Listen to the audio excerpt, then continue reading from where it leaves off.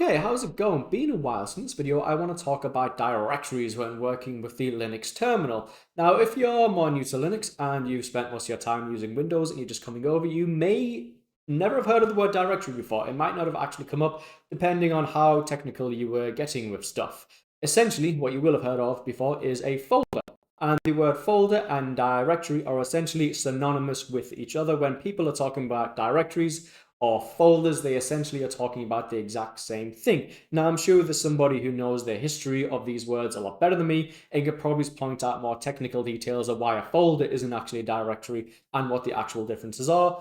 But broadly speaking, in my life, I have never met a person who, when using the word folder, wasn't also talking about what we could refer to as a directory. So on my left here, I have the terminal emulator, the thing I'm going to be typing into for this video. And on the right, just to help anybody who may be newer to this, I have the actual graphical file explorer application open on the right. So you can kind of see how one relates to the other. Now, inside of my file explorer, I'm in my home directory, my home folder. This is when I log into my machine where I just naturally start and go. And we can see here we have bash, documents, downloads, images, notes, obsidian, Odin, program videos, and yay. And those are essentially all of the folders that I tend to use, or directories. I still have the habit of using folder over directory, and I don't think that's ever going to go away. But what happens if I type in this command over here, lsl? This is going to print out everything that is inside of my current working directory, which again, by default, is the home directory, which you can see up here. Or better yet, if you wanted to see this, you can do pwd, path to working directory. You can print that out and you can see that we are in home/jack. We are in Jack's home directory. And if I was to type in the ls command, you get this, but in a more neater way. If you do ls-l, so list long form, I like this way of doing it more. I like how everything gets printed out in a list rather than that other way that you're seeing there. I've always just preferred to be able to read down because it mimics this a lot more. And you can see here, we have bash, documents, downloads, images, notes, obsidian, Odin, programming, videos, and yay. You can see that what is in my terminal emulator right now, my terminal, is exactly mirroring what we can see over here inside of the graphical version of the file explorer. And the three main things that we tend to want to do with folders or directories when we're working with any computer is we want to be able to make them. We want to be able to go inside of them, and we want to be able to add other files inside of the directories. That's essentially what they exist for. They are ways of us allowing us to organize all of the files and other folders inside of our operating system, or else we could just go back to the way computers were in the olden days, where we didn't have other folders and everything just essentially existed in the same space. But that kind of, on a human level, is a bit hard to work with. Things get a bit disorganized, so this is just a way for us as humans to organize all the files in our operating system a bit nicer. Realistically speaking, you look under the hood, everything just kind of exists in memory, more or less. So this is more or less only for the humans that use the computer. The computer itself wouldn't actually need this stuff. So what we're going to do is we're going to have a look at how we can actually make a new directory. And inside of my terminal, so I could make a new directory directly in whatever file explorer you have. I could right click here and make a new one. But I want to do that, I'm trying to learn the terminal and Linux. So we want to make a new directory over here. And I have a command called mkdir, which is short for make directory. Now I'm going to make the broad assumption. Like I said, it's a broad assumption. This might not actually turn out to be true. I'm going to assume that whatever version of Linux you are using and whatever terminal emulator you are currently using, the command to make a new directory is probably going to be mkdir, make directory. And that is because this has been the command that people are used to using for decades at this point. So in case you're not familiar, a terminal emulator is this application you can see here on the left. And what it does is it tries to mimic an old piece of hardware that was called a terminal. The terminal used to just be the interface to a computer back in the days when computers were like massive and the size of rooms. They weren't like my laptop right now I have in front of me, or maybe it's the desktop PC that you have. Essentially now we have these computers all compact nice and neatly together. They are the whole computer. But back in the day, the whole computer was a bit big and it was hard to carry around and move around. So you had a dedicated space where this massive machine would go, but you still needed a convenient way for the human to interact with it, ideally at a desk where we sat down, And that piece of hardware was essentially a monitor, a screen, attached to a keyboard, which would then have wires going off to the actual big computer. And that is how we would communicate with it. And that was known as the terminal. And for quite a while, I don't know the exact timeline, for quite a while, that is how people used computers. And it was completely text-based. There might have been graphical versions of them towards the end of that kind of era of computing, but for the most part, they were text-based. We would pass commands inside of them, and they would shoot those commands off to the computer, and then the computer would pass the output back to us on the terminal. On older cases, would actually print out the outputs in sheets of paper. And so that is what a terminal emulator is. It is a program, which you can see here on the left, which is trying to emulate the feeling of back in those days when all we had was a keyboard and a screen. We didn't have all the fancy graphics. There's quite a few reasons for that. Some people just kind of find it interesting. Realistically speaking, if you know all the commands and what you're doing in a lot of circumstances, it can be a much better way to use the computers. And the way this terminal emulator kind of works is it lets me type in text, which is great. And then when I press the enter key, what is going to happen is that text is going to get passed off to another program. My understanding is that this program is broadly known as a shell. A shell is a category of programs. I think I've heard the word shell comes from because it acts like a shell, which kind of goes over the operating system. Don't quote me too much on that one. But the name of this shell for me is bash. There are other types of shells out there. I believe bash stands for born again shell. The original one of these shell programs, I think, was just called shell. Again, not 100% on the history there. And this bash program, this shell, is a command interpreter. I can type in commands over here. I press enter. Behind the scenes, you don't actually see it. This command will be passed off to bash. Bash will read the command. It will interpret the command. And then it will figure out what we're trying to do based on what we have passed to it. So when I type in mkdir, what's going to happen is bash is going to read that and it goes, right, we're making a directory, but it's going to expect something else to be passed into it. And it's going to be, what is the directory going to be called? So in this example, let's just make a directory called test. So when I press enter, make dir space test will be passed off to the shell program. It will interpret it, and then it will execute that command for us, or will, I assume, pass that command down to the operating system, and then our operating system, so the Linux kernel, will be the thing that actually makes the directory. So I press enter there, and you can see over here on the right in the graphical version of this file explorer, we can see that the test directory has actually been made. And again, we can, oh, I'm typing over there. We can see here, if I do this, we have test over here. And we'll look at this in a little second, this permission string over here. But we have test, which is fantastic. Our directory has been made. Now, the next thing we want to do is we want to be able to go inside of the test directory, and we want to be able to add extra things inside of it. So right now, inside of my version of a file explorer, if I click inside of it, absolutely nothing shows up. That's because it is empty. There might be other file explorers out there, which when you click into an empty directory, it just doesn't let you go. But in our case, it lets you go inside of it and there's nothing there. But how do I go inside of it inside of the terminal over here? Well, there is another command that we can use, and it is called cd. That is short for change directory. There's a few little shortcuts and other things you can do with cd, but essentially, the most common way that you use it is you will do cd, and then you will pass in the name of the directory you want to go inside of. As in this case, we want to go inside of test. So if I press enter, you can see here that I have gone into the test directory.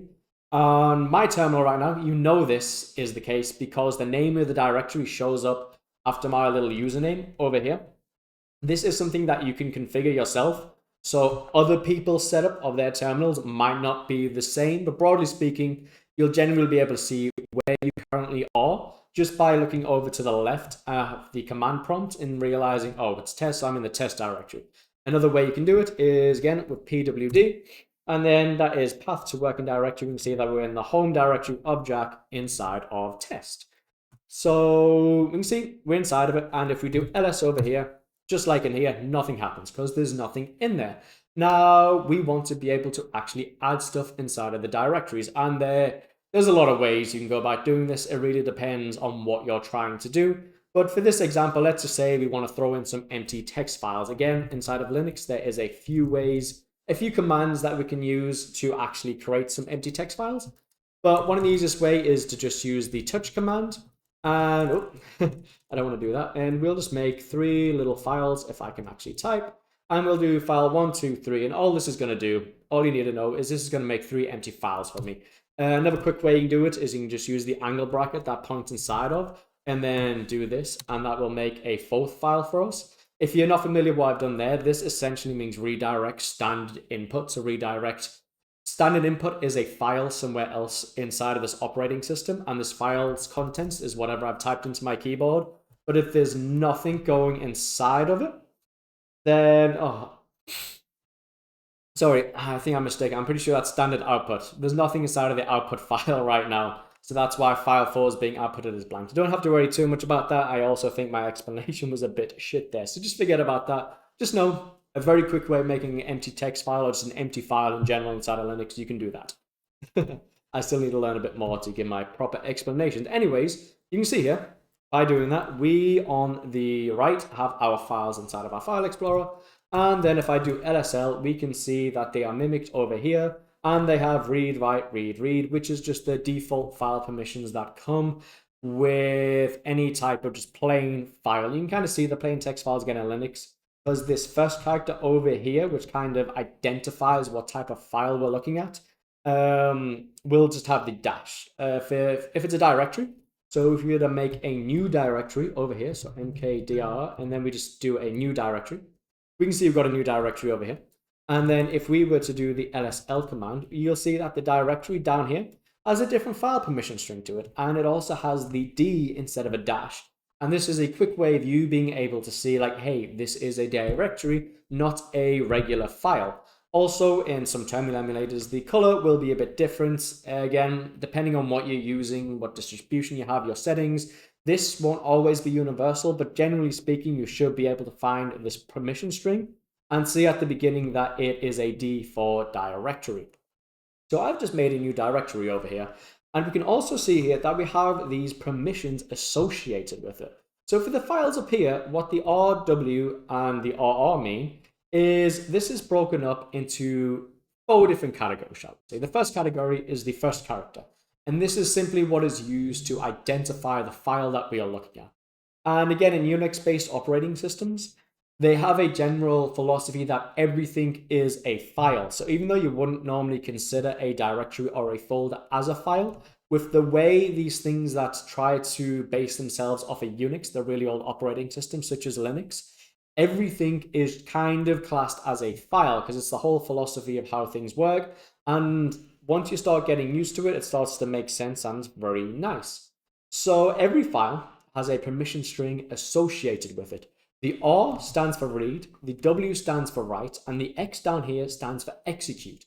And depending on the type of file that it is, and if you're unsure to what a file type is, we can, I believe, do the file command, so file new, yeah. So we can do file new, because that is the name of the directory. I should have probably named this directory a better name over here, but file, pass in the name of this directory. I'm not just saying file new. And it will say that new is a directory. So that's how you can sort of see what file types you have. So I do file 1 over here. What is file 1? Well, file 1 is just empty. Right now it's not associated as anything because I've not put anything in that file. So according to my operating system, this is just an empty file. There's nothing in it. It's completely blank. It's not a text file, an executable, an image file. It's just essentially a placeholder. But as we can see, they all have permissions associated with them.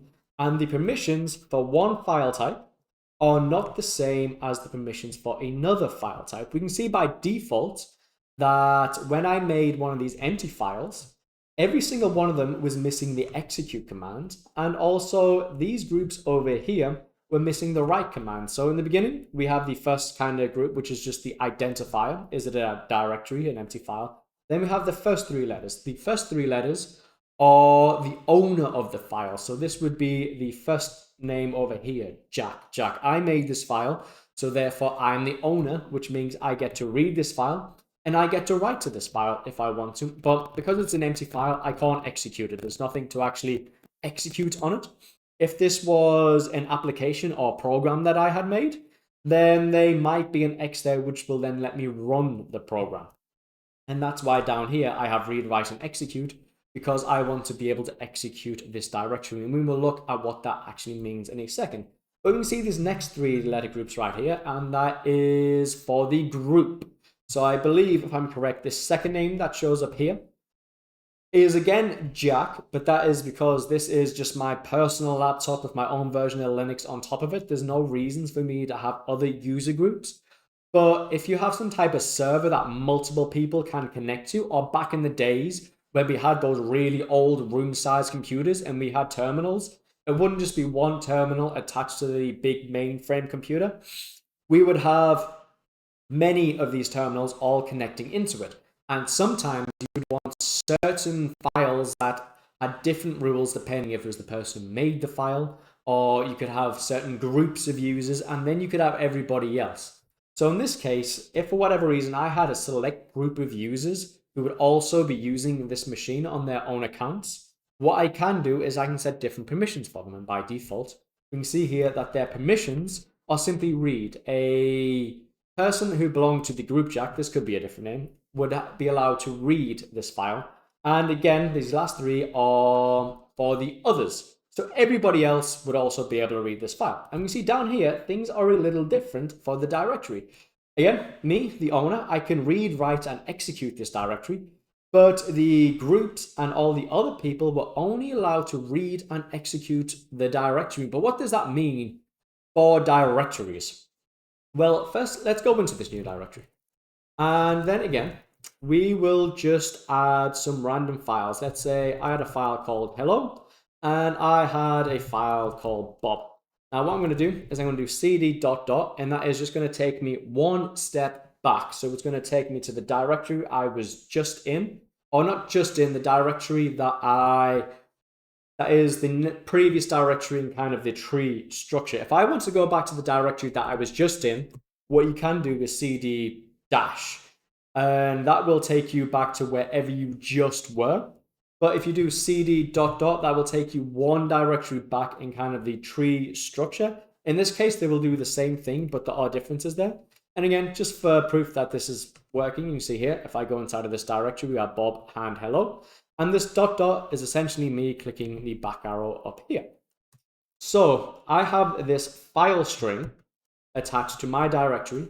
And one thing that I can do is I can change the permissions around. This isn't going to be a video on the change mod command, but essentially this chmod command, which we can pass into bash, stands for change mode. So we want to change the mode of this file. And there's a few ways you can do this, but essentially you can pass 3 numbers into this as one way. And the first number is associated with me, the user. The second number is associated with the groups. And the third number is associated with everybody else. And then what we do is we will pass in the name of the file we want to apply this to. So one thing you need to know is you don't write it out like this. You actually stitch all the numbers together. But an example of this might be what looks to be the number 700. So if you're new to this and you've never seen this before, you might see somebody do change mode 700 new, and you might think, oh, what does 700 mean to new? But it's not. I am changing the number associated with the user, and the groups and others are being unchanged. We just write it out like this. But what happens if I do this? What happens if I do change mode 700 to new? You can see it runs. Now if I pass in the LSL, you can see down here that the permission string has actually changed. Me, the user, still has the read, write, and execute permissions for the directory, but the groups and the other users, they have no permissions whatsoever, which means they cannot do anything to this directory. And it could be, in most cases, this is actually what you'd rather want. You want to give the least amount of permissions out to your files as possible. So realistically speaking, if you're the only person to ever use this computer like I am, every one of my directories would probably benefit from having this command. But how did that work? What actually went on there? Why did the number 7 mean that I got read, write, and execute, and everybody else got nothing? Let's go ahead and change the mode one more time, and this time I will pass in 3 zeros to new. And then what we will do is we'll look at each number individually. So if I pass in the number 1 to the user group in the 1 only, and then I print out the permissions to that directory again, you can see that that has given me the execute command. That's cool. So what happens if then I go to the number 2? What is that going to give me? Well, if we do that, we can see that now, well, I can write, but I can't do anything else.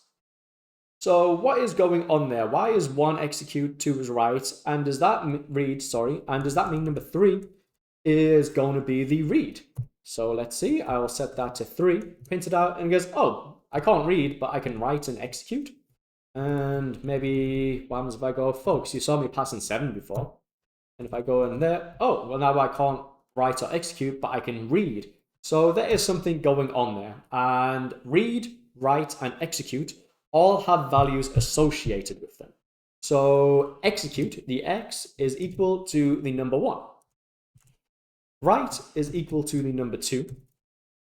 And read is equal to the number 4. So what happens if we have 1 plus 2 plus 4? Well, 1 plus 1 is 3, plus 4, that gives us 7. And that is why, while I'm pressing buttons I shouldn't be, and that is why if I change this to 7 over here, you can see I have access to every single one of them. So if I just add in the number 1, what I get is the execute command. If I just add in the value 2, what I get is I get the ability to write to that file. If I pass in 3, which is 1 plus 2, I get the ability to write and execute. If I pass in 4, because R is equal to 4, I simply just get the permission to read that file. And if I pass in the permission 5, that will give me the ability to read, and it will also give me the ability to execute, because R is 4 and execute is 1. So 1 plus 4 gives us 5. And we print it out, we can read and execute. And then all we have left to do is we don't have a 6. If we pass in a 6 over here, actually we do have a 6. We have, sorry, that was me being silly. We do have a 6. We have a 4 and a 2, which is read and write. So if we do this, we can see we can read and write. And then we also have a 7, which is read plus write plus execute. And that allows us to read, write, and execute something for the user group. And as I mentioned before, each one of these numbers is associated with one of the other groups of users on this computer. So if I pass in 4 over here, and then 1 over here, so that is the user, the person who owns this file, gets every permission. And then number 4 would state that the group, so this second lot, number 4 is us, they would only be able to read this file. And then number 1, which is everybody else, that means that they would be able to execute this file. So if we type that in now, what you can see is, again, the owner, read, write, and execute. The groups can only read, and everybody else is only allowed to execute. And that is the basics of how to change the permission string associated to a file. And what I mean by that is it works for every file inside of Unix. If I did this to file number 4, which is the one up here, we will see it will mimic what the directory is down there. And you can see these two have the exact same permission string, minus the first identifier over here, which, because it's just an empty file, is a dash. You can also see here that file 4 has turned green. And for my version of the terminal that I got running right here, if something is green, that means it is an executable. But because this is an empty file, if you run it, nothing's going to happen. This file doesn't actually do anything. But what we're interested in is, what do all these permissions mean to a directory? So let's go ahead and we will change the mode of the new directory all back to 0, 0. So that means nobody has permissions to do anything with this directory. You can see here, we just know it's a directory, but nobody can do anything. So if I was to try and go into this directory right now, new, I don't have permission to do that. If I wanted to see what is inside of the new directory, well, I don't have permissions to do that. If I wanted to add something, so if I do touch new, and then just add a new file into this directory, again, I don't have permission to do that, because each one of those letters associates some type of functionality that I have permission to do with the directory. So what we can do, go back to the change mod command, and we'll start applying new permissions to see what they actually do. So if I go back to change mod, let's say that I want to be able to at least see what is inside of the directory. I don't want to go inside of it. I don't want to add things inside of it, but at least I want to know what's inside of it. Well, if I give myself the permission to read this directory, So you can see here, I have the read permission for the new directory. And then I do ls, which lists out stuff. And then I say, can you list out new for me? Well, you can see here that I have Bob and I have hello. So I've at least had the permission now to read what is inside of it. But I don't have permission to do anything else with the files and stuff that are inside of that directory because I don't have permission to add or remove or delete or go inside of the directory. So that is what happens when I can read. I can go inside of it. So that when I read, I can print out what is inside of that directory. Let's add one of the other commands back in. So if I go to change mod, and then I want to say that I would like to be able to read what is inside of the directory, and I want to be able to go inside of the directory, but I don't want to be able to add any files or change names or delete anything. I can give myself the number 5 permission, which will be the read and the execute to new. And what that's going to let me do now is it's going to let me go inside of new, and then I will be able to print out what is inside of new. But what I'm not going to be able to do, to my best of my understanding, is if I do touch right now and then make a new file, I do not have permission to write to this file. I do not have permission to write to this directory. The W permission is what allows me to create new files or delete new files or even rename new files. So the mv command is what we can use to rename stuff. So this, if I had permission, would rename Bob to ASDF, and I do not have permission to do that. If I go back out here, which if I go back, if I type in the right stuff and I go back outside of this, and then I do change mod one more time, and I give myself the full set of permissions. So I'm now going to add the permission to write to this directory, and we'll leave everything else as blank. What I can now do is I can do anything I want to this directory.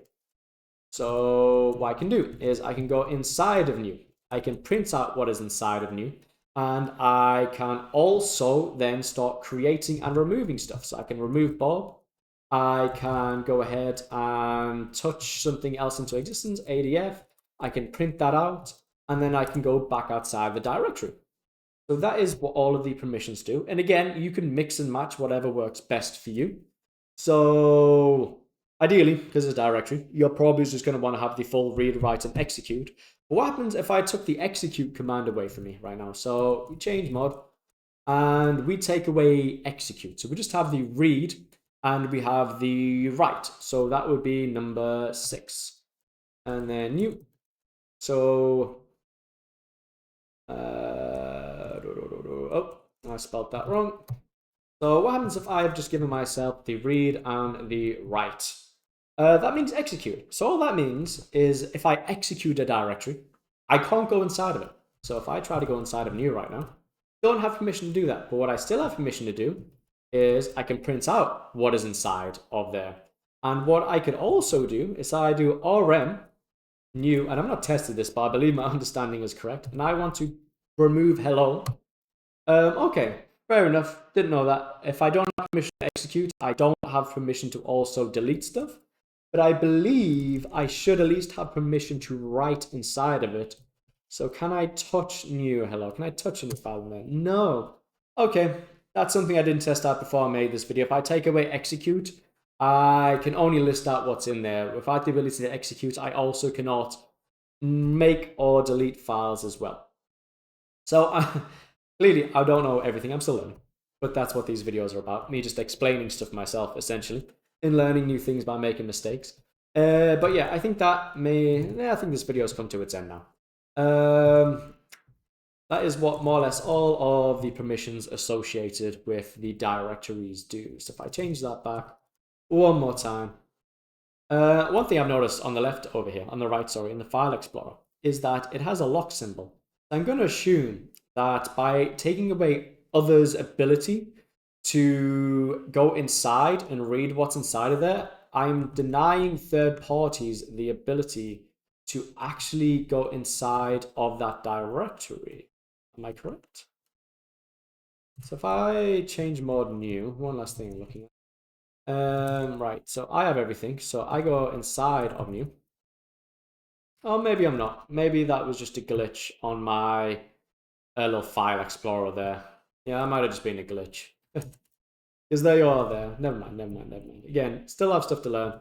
But I saw the lock symbol and I thought that might have been by taking these permissions away. I was denying this program the permissions to do stuff in here. But I'm assuming right now that it has full permissions to do everything. Yeah. That was just a glitch on that side. It should have updated previously. But I think I'm done talking now. I think I've explained enough to myself, anyways. Hopefully, if you watch all of this video, you will have also learned something.